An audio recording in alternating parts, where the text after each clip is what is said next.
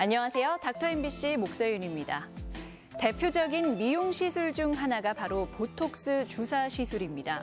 외과적인 수술을 하지 않고도 주름이나 과도한 근육의 문제를 해결할 수 있다고 해서 많은 분들이 관심을 나타내는데요. 오늘 이 시간에는 보톡스에 대한 궁금증이란 주제로 군산 파티마 의원 조상곤 원장과 이야기 나눠보겠습니다. 주름 치료의 대명사로 불리는 보톡스. 미용 성형을 희망하는 많은 사람들이 손쉽게 접근하지만 효과와 부작용에 대한 정확한 정보가 필요합니다. 보톡스에 대한 다양한 궁금증에 대해 의학 박사 조상곤 원장과 함께 자세히 알아봅니다.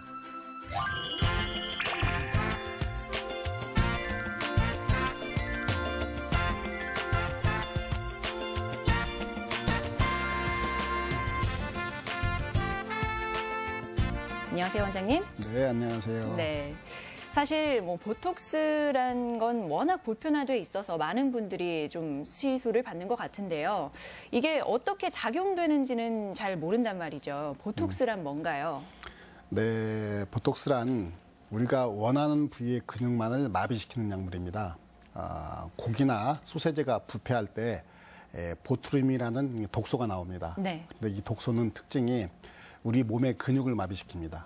심지어는 우리가 숨쉬는 호흡 근육까지도 마비시키기 때문에 사망에까지 이르게 하는 무서운 독소인데요. 예.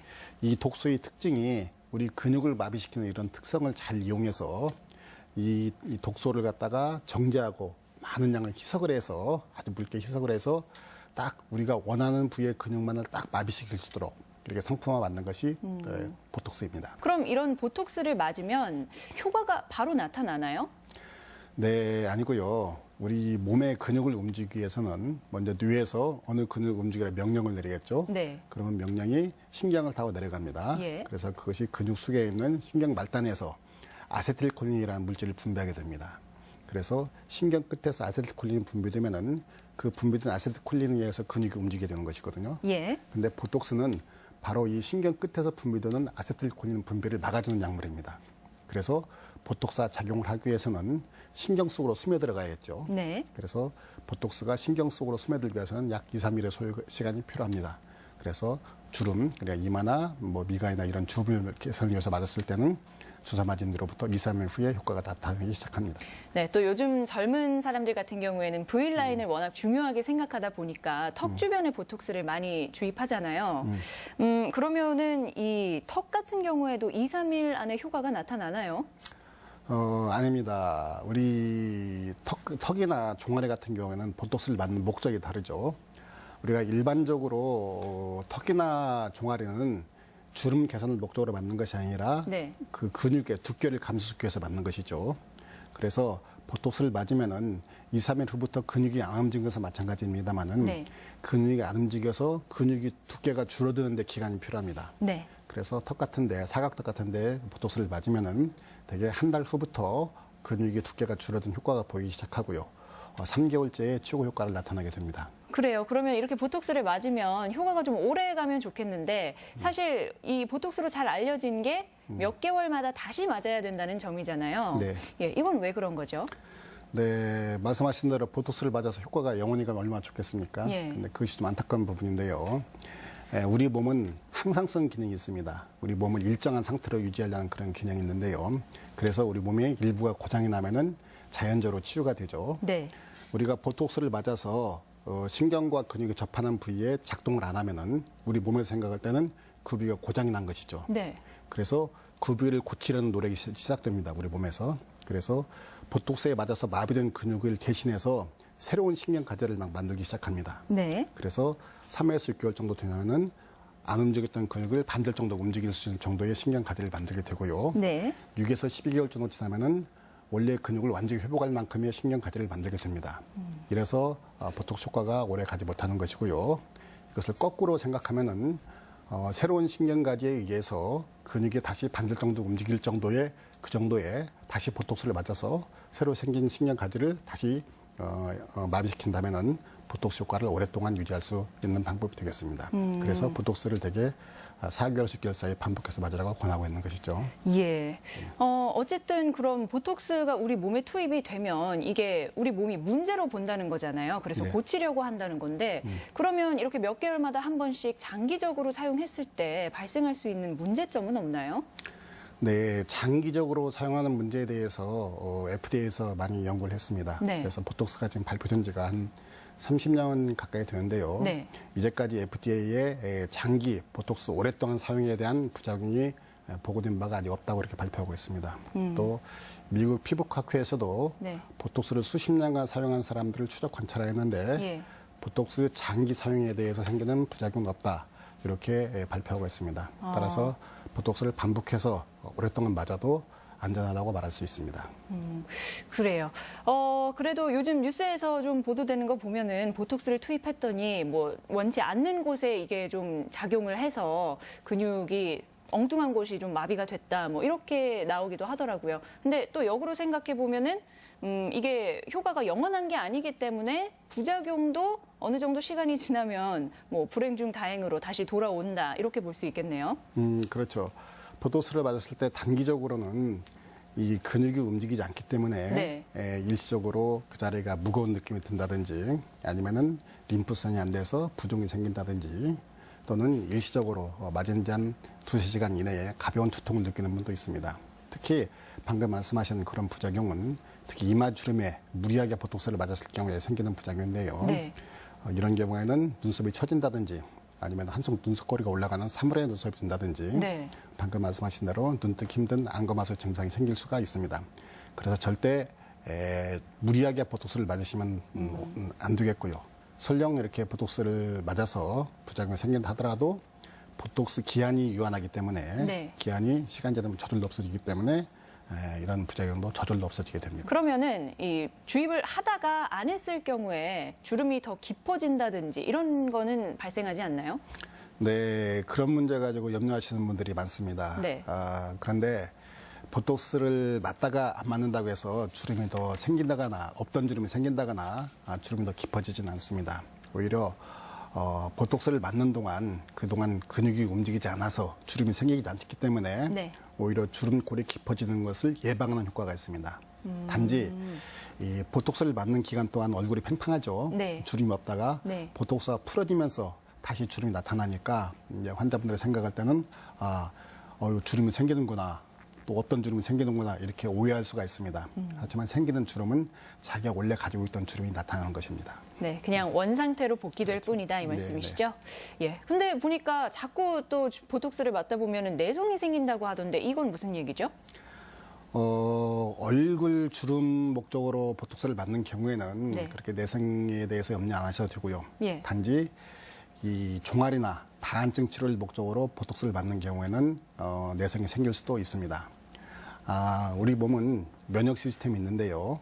우리 몸에 항체가 들어오면 어떤 세균이 들어오면은 그 세균에 대항하기 위해서 우리 면역 시스템 항체를 만듭니다. 네. 그래서 다음에 그런 세균이 다시 들어오면은 항체에서 기능을 무력화시키죠.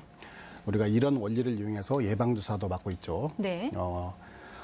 우리 보톡스도 세균이 만든 단백질입니다. 그래서 우리 몸에 들어오면은 이런 항체를 만들 수가 있습니다. 또 보톡스 항체가 생기면은 바로 내성이 생기겠죠. 효과가 네. 떨어지겠죠. 그렇죠. 그런데 우리 예방 주사도 그 주사량을 극소량을 맞게 되면 항체가 안 생깁니다. 네. 그죠? 우리 보톡스도 우리 몸 안에 아주 미량이 들어간 경우에는 우리 면역 시스템에서 인식을 못해서 항체를 만들지 못합니다. 우리 얼굴 주름 개선을 위해서 맞는 전체 양을 다 전부 한꺼번에 맞는다 하더라도 우리 몸의 면역 시스템은 작을 만큼의 많은 양이 되지 못합니다. 그래서 얼굴 주름 개선용으로 보톡스를 맞는 경우에는 항체가 생기지 않습니다. 그래서 내성이 생기지 않아서 효과가 줄어들지 않습니다. 다만 보톡스를 한꺼번에 여러 병을 맞는다든지 네. 아니면 한 달 이내에 보톡스를 자주 맞는 경우에는 항체가 생길 수 있다고 그렇게 알려져 있습니다. 예. 그래서 다한증 치료라든지 종아리 근육을 줄이기 위해서 맞는 보톡스 같은 경우에는 한꺼번에 여러 병을 맞아야 되기 때문에 내성이 생길 수가 있고 그래서 효과가 떨어질 수도 있습니다. 그러면은 결국 얼굴 목적으로 사용하는 보톡스량은 너무 소량이다 보니까 내성이 생기지 않는 거고 뭐 다한증이라든지 이렇게 많은 양의 보톡스가 필요할 때는 내성이 생긴다는 말씀이시잖아요. 생길 수 있다는 생길 수 있는데 네, 네. 그러면 이렇게 내성이 생겼을 경우에는 이제 보톡스 효과를 보지 못하는 건가요? 아닙니다. 그 다른 종류의 보톡스로 바꿔주면 됩니다. 보톡스는 A에서 F까지 형태가 있습니다. 우리가 네. 일반적으로 많이 쓰는 보톡스는 타입 N인데요. 타입 A 보트륨은 대개 우리가 많이 알고 있는 보톡스, 메디톡신, BTXA 이런 것들 우리가 흔히 많이 쓰는 보톡스 종류들입니다. 네. 그런데 여기에 만약에 내성이 생겨서 효과가 떨어지는 경우는 타입 P 타입, 우리나라에는 마이오블록으로 많이 알려져 있는 이런 약품을 바꿔서 쓰시면 되겠습니다. 네, 오늘 이 시간에는 의학 박사 조상곤 원장과 함께 보톡스에 대한 궁금증 알아봤습니다. 고맙습니다. 네.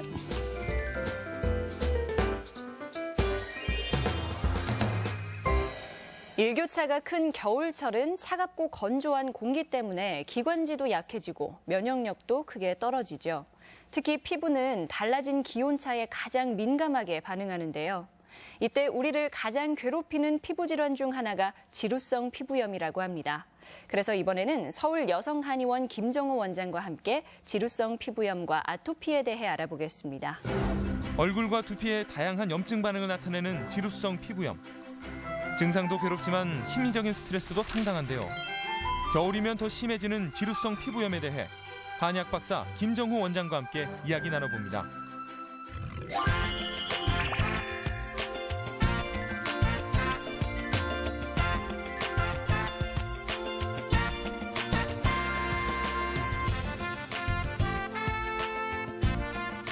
안녕하세요, 원장님. 안녕하세요. 네. 아토피나 여드름이 좀 헷갈리기 쉬운 게 지루성 피부염이라고 하던데요. 지루성 피부염은 뭔가요? 네. 지루성 피부염은 주로 피지선이 활발하게 활동하는 부위에 주로 발생하는 급성이나 만성의 염증성 피부 질환입니다. 그러다 보니까 두피나 얼굴, 또 얼굴 중에서도 눈썹이나 코, 네. 그리고 입, 귀와 같은 이런 피지가 많이 분비하는 곳에 발생하는데 주로 습진의 형태를 띠고 있는 그런 만성의 염증성 피부 질환입니다. 이게 겨울철에 심해진다는 말씀이시잖아요. 왜 춥고 건조한 날씨에 영향을 받는 건가요? 네, 실제로 이 지루성 피부염은 주로 차갑고 건조한 날씨에 영향을 좀 많이 받습니다. 이 건조해지면 피부가 자극이 심해지고 또 주로 당긴다든지 그 자극 자체에 대해서 민감해지기 때문에 겨울철이나 또 차갑고 건조한 계절에 이 지루성 피부염이 악화되는 그런 경향이 있습니다. 그럼 겨울철에 악화될 수 있는 지루성 피부염의 증상에는 어떤 것들이 있죠? 주로 발병하는 부위가 말씀드린 것처럼 두피나 안면부, 또 겨드랑이라든지 가슴등과 같은 부분, 또 목에도 자주 발생을 하는데요. 주로 피지가 많은 부위의 피부에서 이렇게 나타납니다.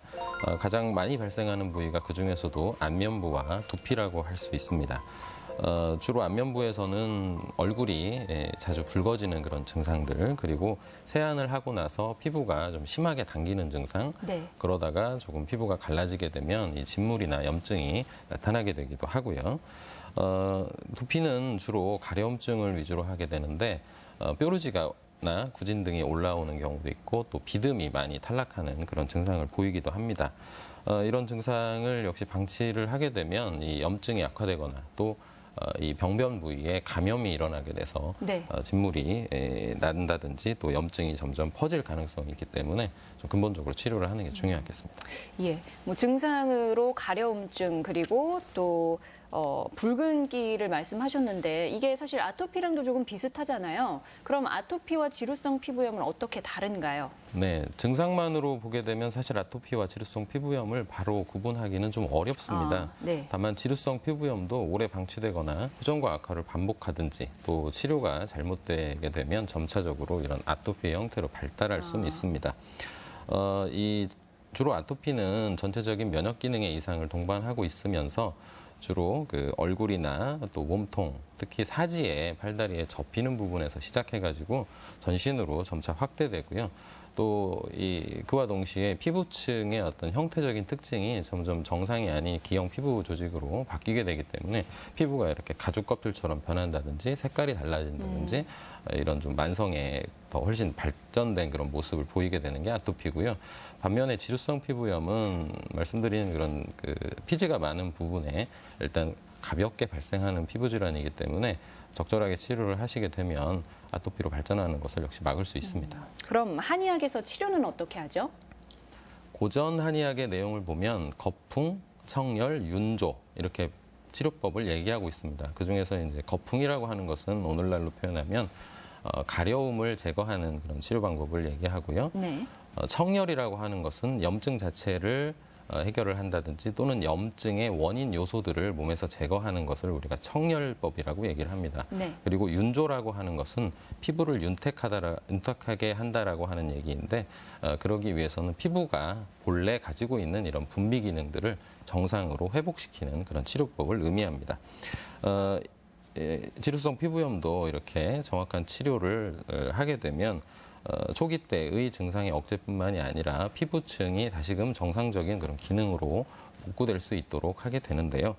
겉으로는 증상이 나타나지만 이 지루성 피부염 또한 이 피부층에 잔존하고 있는 이런 피지들과 좋지 않은 성분들의 어떤 복합작용으로 인해서 염증이 누적되고 또 밖으로 표현되는 것이기 때문에 근본적인 치료를 시행하는 것이 좋겠습니다. 예.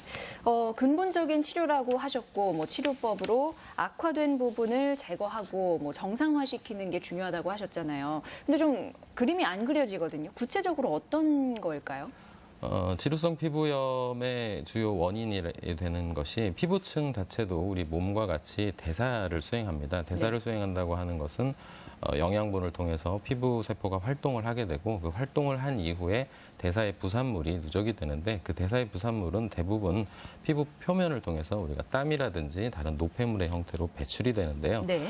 우리가 평상시 생활을 하다 보면 각종 약품을 바르기도 하고 또 화장을 하기도 하고 또 피부에서 만들어지는 이런 분비물들이 정상적으로 배출되지 못하고 고여 있게 되면 이것이 그 악성의 어떤 염증을 피부층 아래에 만들게 되기 때문에 이런 것들을 전부 제거를 해주는 것이고요.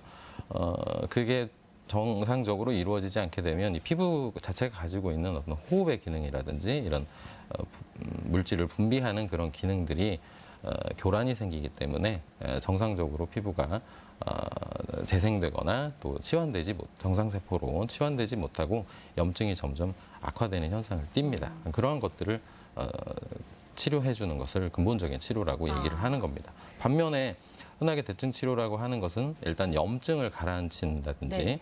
또는 피부 표면에 나타나 있는 그런 각질이라든지 피부 세포에 오래된 노화된 세포들을 네. 탈락시켜 주지 못하고 자꾸 진정시키고 소염시키는 방식으로만 치료하기 때문에 네. 염증이 없어지는 것이 아니라 잠재되었다가 다시 반복해서 나타나는 그런 특징을 보이게 됩니다. 사실 여성분들 같은 경우에는 저도 그렇고 화장을 매일같이 하잖아요. 그럼 계속 얼굴에 화장을 하다 보니까 뭐 모공이 막힐 수도 있고 그래서 문제가 생길 수도 있을 것 같거든요. 화장하는 거는 어떻게 하는 게 좋죠? 피부가 좋지 못하다 보면 이게 아토피 환자나 지루성 피부염 환자 모두 공통적인 특징인데 피부에 상처가 있고 염증이 있다 보면 그곳을 감추기 위해서 더 네. 화장을 두껍게 하게 되고 또 약품을 사용해서 염증을 가라앉히는 그런 치료들을 하게 됩니다. 특히 화장을 더 진하게 하게 되는데요. 그렇게 되면 아까 말씀드린 것처럼 이 병변의 피부 조직은 외부에서 침투하는 그런 물질이 보다 더 쉽게 피부 안으로 침투돼 들어가는 그런 특징을 보이게 됩니다. 그러다 네. 보니까 염증이 자꾸만 더 심해지죠. 화장을 진하게 하고 난 다음 날 피부가 훨씬 더 악화되고 가려움이 심해지고 염증이 발생한다고 하는 그런 경험들을 많이 말씀을 하시는데요. 따라서 가급적이면 꼭 필요한 상황이 아니면 맨 얼굴을 좀 유지해 주시는 것도 좋겠고 물론 실내여야 하겠죠. 네. 그리고 운동을 해서 땀도 배출을 좀 해주시고 또 피부 자체가 호흡을 할 수 있도록 피부를 열어놓는 그런 과정이 좀 필요합니다. 그래서 화장을 하는 시간을 줄이시고 피부가 자연스럽게 호흡을 하고 배출하는 그런 시간을 늘리시는 것이 좋겠습니다. 그러면 근본적인 치료를 위해서는 생활 습관의 개선이 필요하겠죠? 네, 그렇습니다.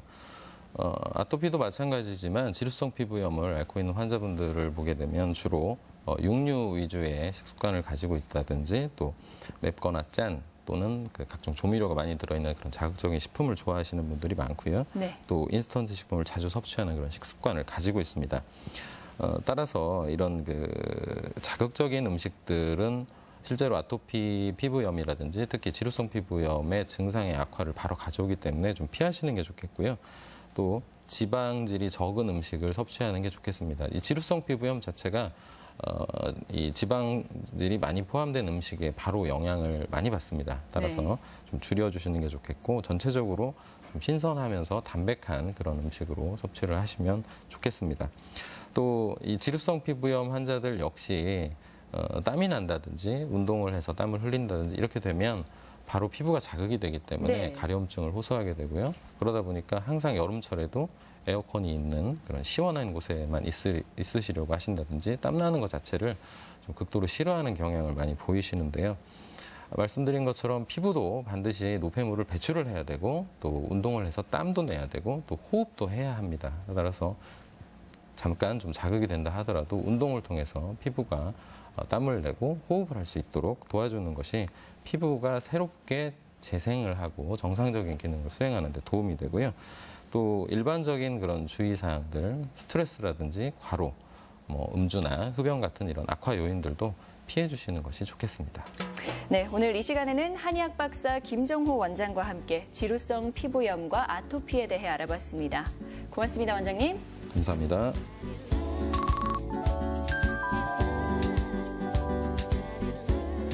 연말 연시 잦은 모임으로 자극적인 음식을 섭취하는 일 많으시죠?